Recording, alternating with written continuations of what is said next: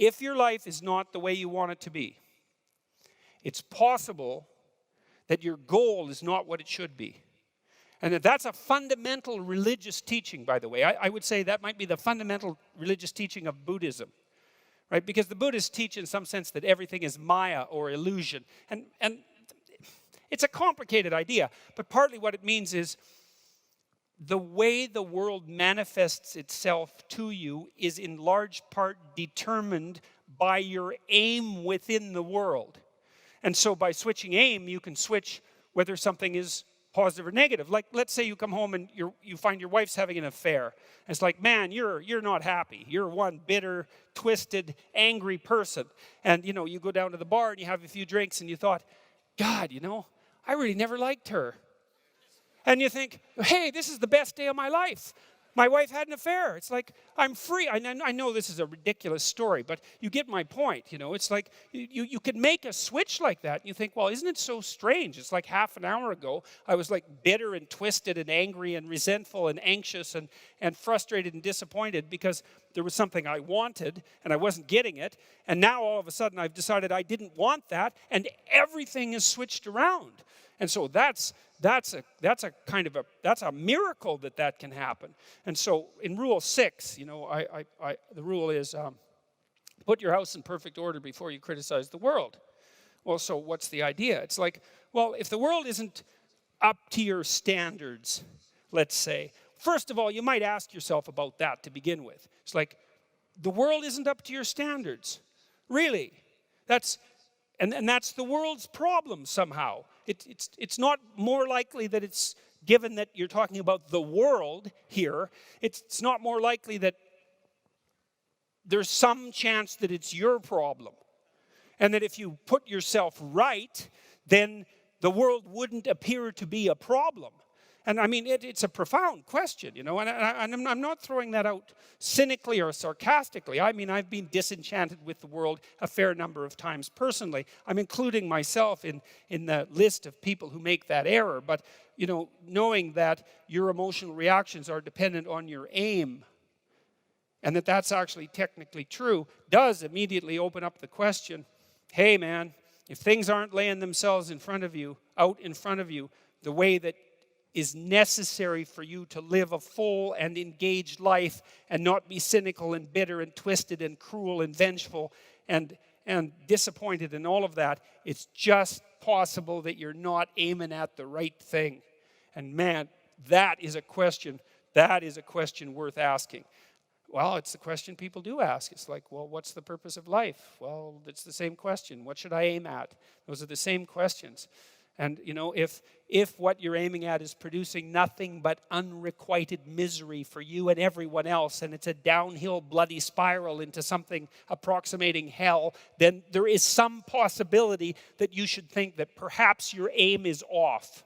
So, and I don't want to overplay my hand on that either, too, because I know perfectly well that, if you're suffering, if you're depressed, if you're miserable, it might be a consequence of really bad luck. Like people get sick. And good people get sick, right? Everyone knows that. Good people, they get sick and they die. And so you can't say, well, if you're miserable and sick, it's because there's something, bad about you.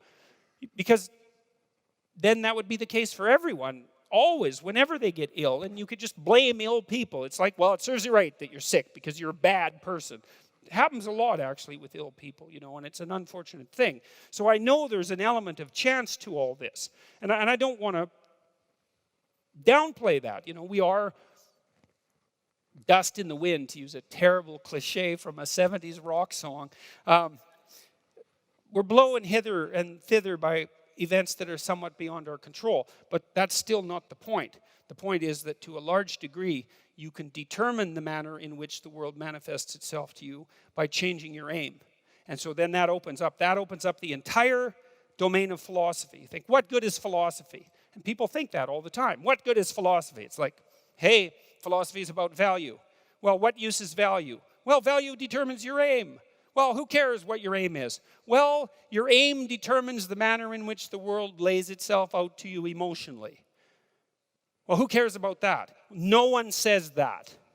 The argument stops there because no one, especially no one who's been seriously hurt or seriously depressed, like in pain, no one ever says, oh, well, who cares about that? Because if you can say that about your pain, all that means is you actually haven't been in pain.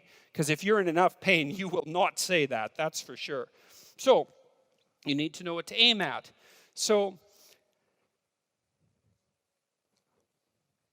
now you aim at something, you've got a goal, and then you see that you're making progress towards the goal. That's a good thing. That makes you happy. It actually, technically, there's a system, dopamine system, neurochemical system. Same system, by the way, that cocaine and methamphetamine and opiates activate, which is why people like to take those drugs. And it tells you that you're moving forward in the manner that you should be according to the dictates of your plan. Doesn't necessarily tell you whether you have a good plan. That's a more complicated problem, because who knows if you have a good plan. But one thing that you could know is that a plan is better than no plan. That's a really useful thing to know, especially if you're kind of drifting. It's like, well, I'm going to find myself. It's like, no, just pick something and move towards it. And as you move towards it, you're going to succeed and fail specifically. And then you're going to learn something about success specifically, and you're going to learn something about failure specifically. And then you can learn what you use to fix your plan. So a stupid plan is way better than no plan. And you're likely to have a stupid plan, or at least to be able to make one. So that's good news for everybody. You can make a stupid plan. And so I would say, make a stupid plan.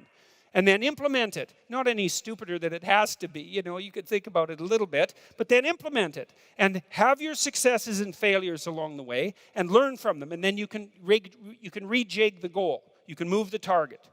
That's fine. That's part of the game. It doesn't have to be fixed. It's a movable target. And maybe what you're trying to do is to move the target to an ever better place. So you're moving towards a target, and at the same time you're moving the target. Right. And you're trying to move the target towards something like an ultimate ideal. You're trying to find out what that ultimate ideal is. And part of the way you figure that out is by moving towards a target and by learning about success and failure along the way, because then you can inform yourself with regards to what might constitute a reasonable aim. And so that's the reason to go out in the world and like make some mistakes, you know? And then you're going to. And so it's okay. It's okay to make the mistakes.